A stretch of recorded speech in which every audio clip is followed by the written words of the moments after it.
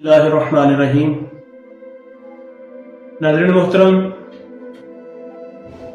ماہ محرم الحرام اسلامی سال کا پہلا مہینہ جس کا آغاز ہو چکا ہے،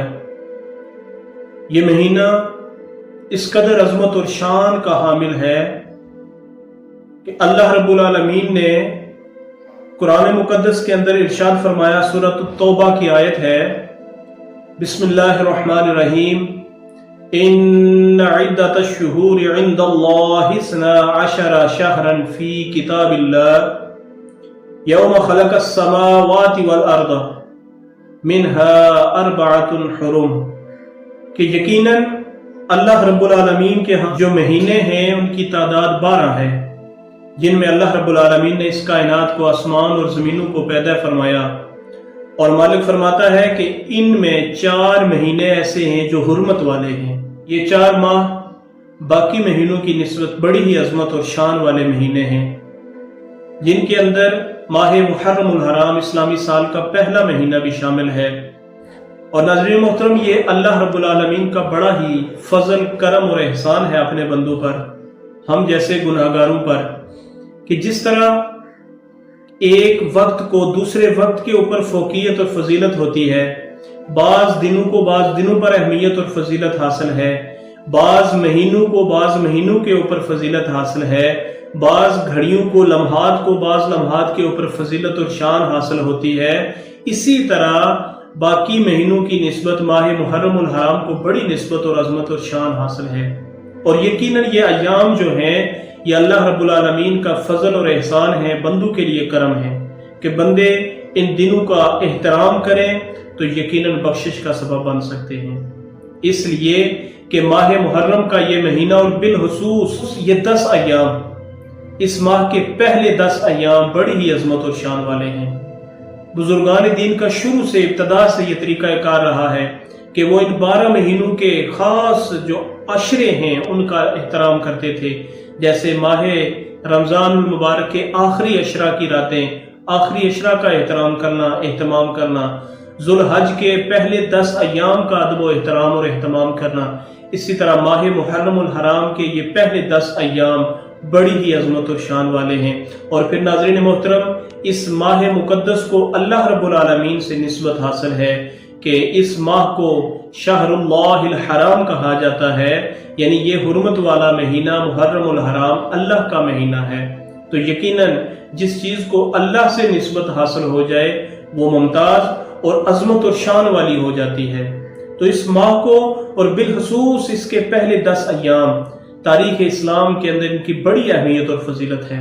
بہت ہی زیادہ اہمیت اور فضیلت کے ایام ہیں۔ ان دنوں کا اہتمام کرنا، ان دنوں کا احترام کرنا، ان دنوں کے اندر اللہ کا ذکر کثرت سے اور عبادات کی پابندی کرنا، یہ بہت زیادہ اجر اور ثواب کا باعث بن سکتی ہے۔ حضرت قتادہ فرماتے ہیں رضی اللہ تعالیٰ عنہ کہ یہ جو حرمت والے مہینے ہیں، ان مہینوں کے اندر جس طرح بندہ نیک اعمال کرتا ہے، نیکیاں کرتا ہے، عبادات کرتا ہے، ذکر و اذکار کرتا ہے، اس کا ثواب بڑھا دیا جاتا ہے۔ عام دنوں، عام مہینوں کی نسبت سے ثواب کو بڑھا کر بندے کو پیش دیا جاتا ہے۔ اسی طرح وہ فرماتے ہیں کہ اس کے برعکس جب بندہ ان مہینوں کا احترام نہیں کرتا، گناہ کرتا ہے، تو اس کے گناہوں کا وبال بھی اس پر بڑھا کر ڈالا جاتا ہے۔ حالانکہ بندہ جب بھی گناہ کرتا ہے تو اس گناہ کا بدلہ اسے برا ہی ملتا ہے، لیکن ان حرمت والے مہینوں کے اندر اگر گناہ کیا جائے تو علماء فرماتے ہیں کہ اس کا گناہ بھی ثواب کی طرح بڑھا دیا جاتا ہے۔ علامہ ابن رجب رحمۃ اللہ تعالی علیہ فرماتے ہیں کہ اسلاف کا طریقہ کار تھا کہ وہ پورے سال کے جو 12 مہینے ہیں ان میں 3 عشروں کا بہت زیادہ اہتمام اور احترام کرتے تھے۔ ماہ رمضان المبارک کا آخری عشرہ، ذوالحج شریف کا پہلا عشرہ اور ماہ محرم کے پہلے 10 ایام، یعنی پورے سال کے اندر ان 30 دنوں کی شان اور فضیلت باقیوں کی نسبت بہت زیادہ ہے۔ اس ماہ محرم الحرام کے اندر اسلام کی تاریخ کے بے شمار واقعات رونما ہوئے۔ علماء لکھتے ہیں کہ حضرت آدم علیہ السلام کی توبہ کو قبول کرنا، کشتی نوح کو کنارہ ملنا، اسی طرح حضرت موسیٰ علیہ السلام کو، ان کی قوم کو، بنی اسرائیل کو فرعون سے نجات دینا،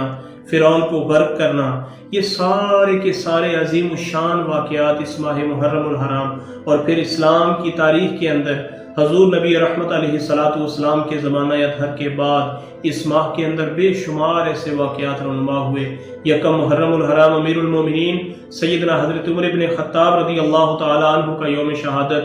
10 محرم الحرام کربلا کا وہ دلسوز واقعہ کہ جس کے اندر اہل بیت اطہار 72 نفوس اسلام کی خاطر اپنے جانوں کے نذرانے پیش کرتے ہیں۔ یہ واقعہ اسلام کی تاریخ کے اندر تا صبح قیامت یاد رکھا جائے گا۔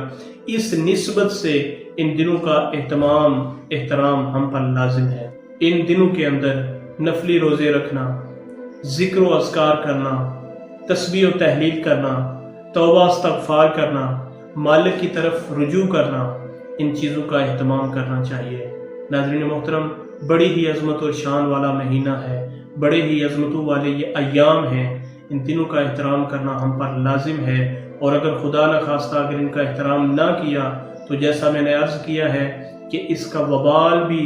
تباہی بھی، بربادی بھی ہم پر دگنا کر کے بڑھا چڑھا کر ہم پر نازل کی جائے گی۔ اللہ رب العالمین ہمیں ماہ محرم الحرام کا صحیح معنوں میں ادب و احترام کرنے کی توفیق عطا فرمائے۔